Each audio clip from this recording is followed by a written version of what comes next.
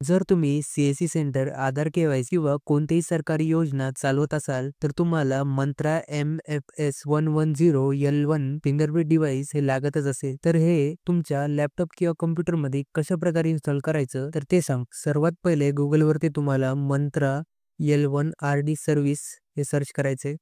आता पहिल्या वेबसाईटवरती तुम्हाला क्लिक करायचे. वेबसाईट ओपन झाल्यावरती तुम्हाला खाली स्क्रोल करून खाली यायचे. आता इथे एम-एफ-एस 110L1 हे डिव्हाइस क्लिक करायचंय. आता खाली स्क्रोल करून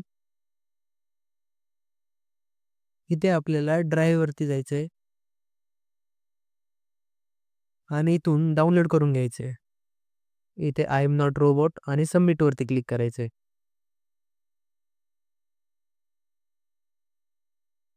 आणि आता इथं आर-डी सर्व्हिसवरती जायचंय आणि विंडोज आर-डी सर्व्हिस हे डाउनलोड करून घ्यायची आहे. इथे same I am not robot आणि सबमिटवरती क्लिक करा. अशा प्रकारे डाउनलोड करून घ्यायचे आहेत आणि इन्स्टॉल करायचे. इथे इन्स्टॉलवरती क्लिक करायचं आहे आणि हे सॉफ्टवेअर इन्स्टॉल करून घ्यायचं आहे. तसंच दुसरं सॉफ्टवेअरही तसंच इन्स्टॉल करायचे.